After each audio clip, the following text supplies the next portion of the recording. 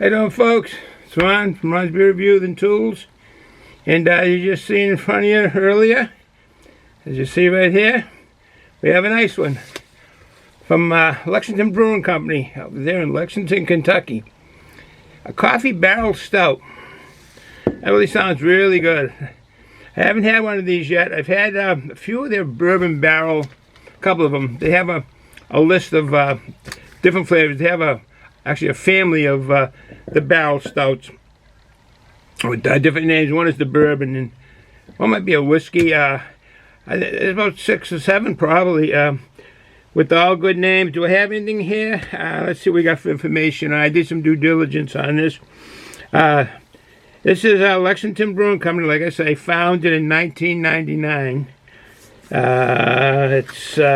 They do have a bunch of Kentucky bourbon barrel brews. That they have 2 distilleries, so they distill, I think, their own, and they use their own barrels.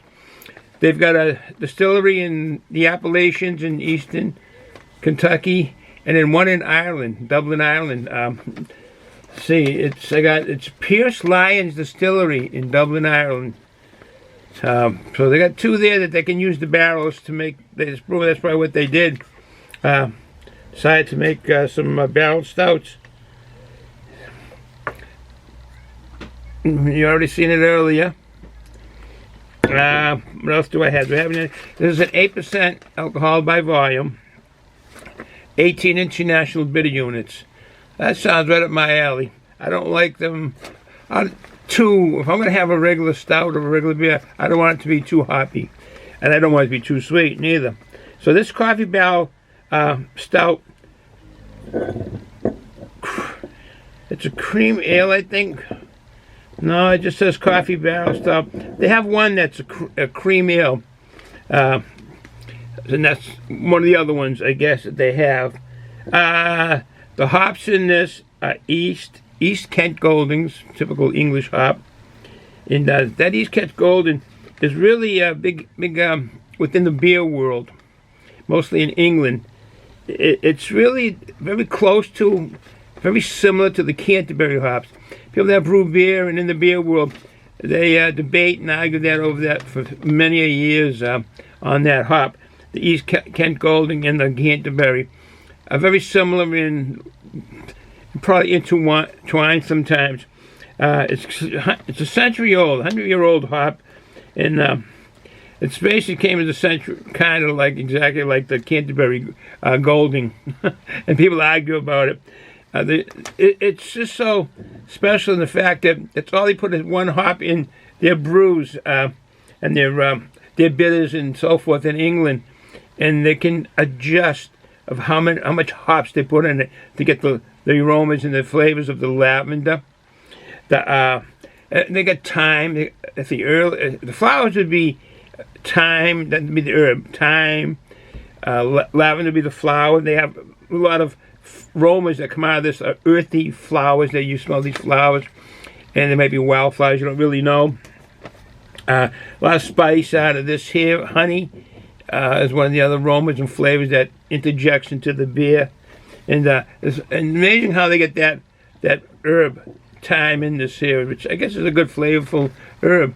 And I'm not familiar with the aroma of thyme, that spice, but we'll find out when we drink it.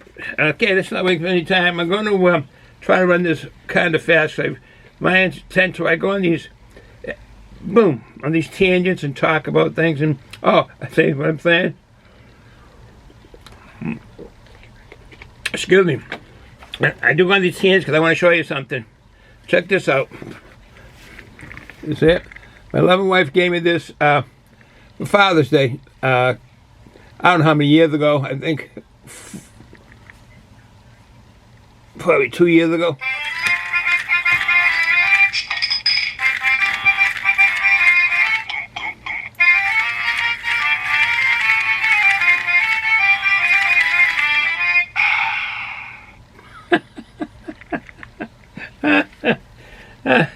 I thought that was really nice.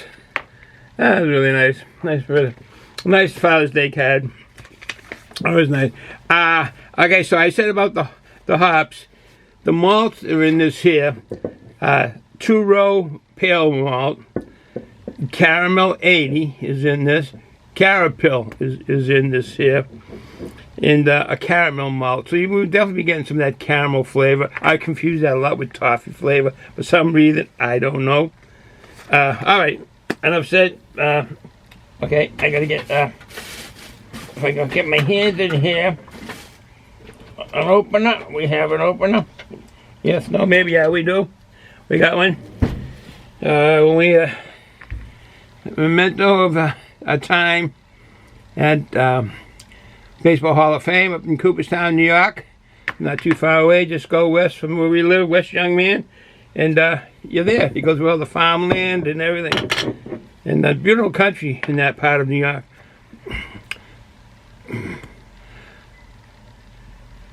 I know I wouldn't want to live in the city.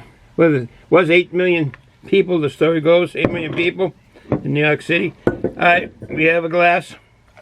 We have our Merrimack ales up there in Lowell, Massachusetts. They put some nice ale. I have done some reviews on their ales and so forth. We visited the brewery, me and my loving wife. Met the owner and the brewmaster. Worketh there in a nice place. I'm trying to get a view. I can't see if there's water vapors coming out, but maybe you can. Yes, no, maybe. Alright, no further ado. It is darker than I thought. I should not have thought much because it is a stout. I should have known that it would be dark.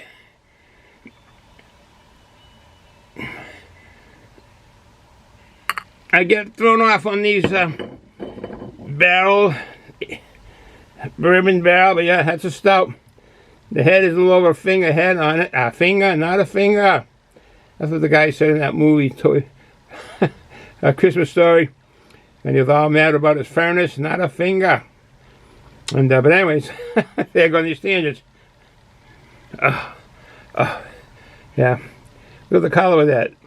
That is a stout. It should have a mouthfeel of medium, the thickness of a rich stout.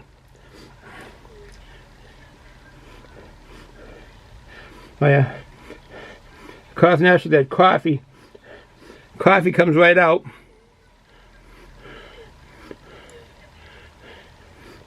I should get some alcohol.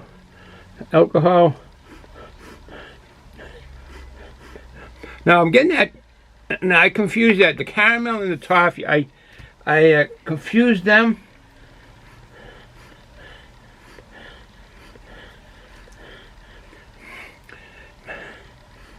It's probably the caramel, no doubt, because that's one of the hops that are in this. It's definitely blended well. It just, the aromas just blend right in. I'm not getting any that. I mean, okay, I just picked up some alcohol. Oh, and one of the distilleries' name is Dueling Barrels. That's one of the distilleries. That's the one in the Appalachians. The other one is St. James in Ireland. Coffee. Well, the aroma's coming across coffee, malty. I'm not picking up. I haven't picked up on the alcohol. I'm getting caramel. And really, they blend in so well.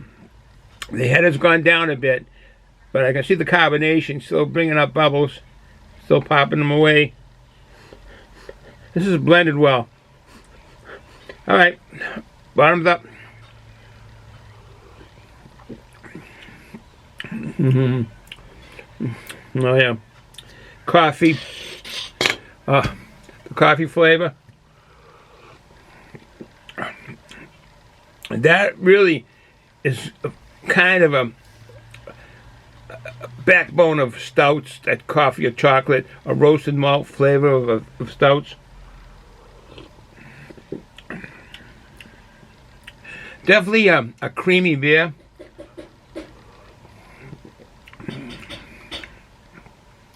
Mouthfeel that is medium. I'd say medium.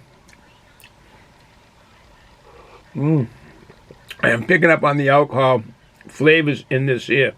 It's right.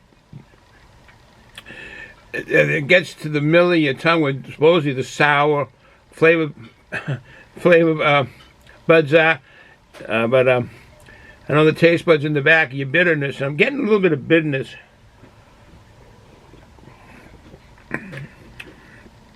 Getting the bourbon, the alcohol, like I say, the pick up on it, the essence of it. I didn't pick up on the aroma of it, but it comes and goes. The flavors as the gases come out and the burbles, the bubbles. Oh boy, burbles, tiny burbles in the wine make me.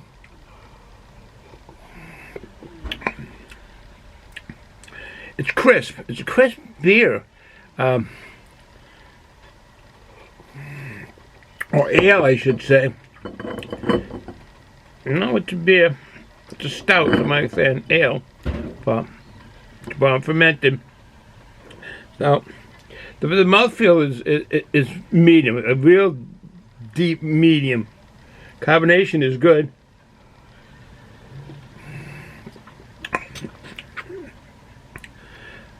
You have the horse, as I showed the label, the cap. Kentucky Derby, the horse is big in Kentucky. The green grass, the bluegrass of Kentucky. What do I call it, green grass?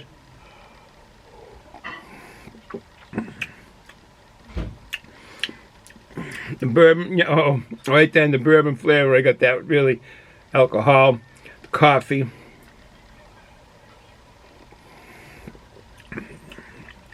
Chocolate. You can pick up those on stouts a lot, all kinds of stouts. This one is blended very well. Now at 8%, you got to watch how many you drink because it'll get you there fast at 8%. It's no 4.5, 5, 5.5, like a lot of the brews are. And this is 8. It's true to its form. It's a barrel stout. Brewed and packaged by Lexington Brewing Company, Lexington, Kentucky. Stout brewed with Haitian coffee beans. I know I read that someplace. Aged in oak bourbon barrels. That is really nice. I won't keep on this long. Kind of windy here in Massachusetts today. Nice sunny day. The temperatures have dropped down. What do we have? We have a thermometer here for the man's cave. Yeah, we're 60 degrees in the man cave. We don't run the heat usually as a rule, and I would think about it. I never think about when I come down to do a beer review to put it on, unless I'm going to be down and doing some work, doing one of my hobbies, some paracord. Just messing around on the computers down here. But other than that, we don't put the heat on. And it stays 60 degrees. Well, I guess I shouldn't say not on. The thermostat's at 60, so it stays at 60. We just keep it low, the thermostat. By saying it's not on because it's outside, it's sunny and windy. So it's probably about 38 degrees, which isn't bad, which is a nice temperature for this time of the year, February in New England. Excuse me. All right, I won't talk any longer. Would I get this beer again? I don't know.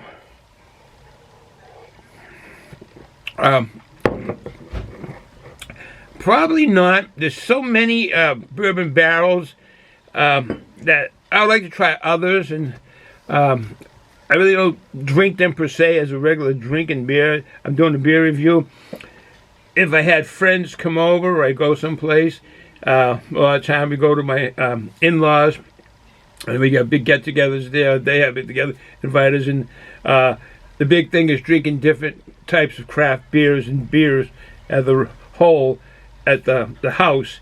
And a lot of guys and their wives like the barrel aged brews, bourbon barrel aged brews. So I would bring that up for that there. But am I drinking beers? And if I was to get some other ones, I would try for some other ones. Not that this isn't good. It's just that I would like to try other ones that just keep trying different ones. And a regular beer, I would not have this on a regular basis, but I would get it again. I would definitely get it again, but not in my lineup of things. So I hope that doesn't confuse what all the things I said. So with that said, enjoy the day, folks. If you're going to drink, don't drive and don't run heavy equipment. Ciao.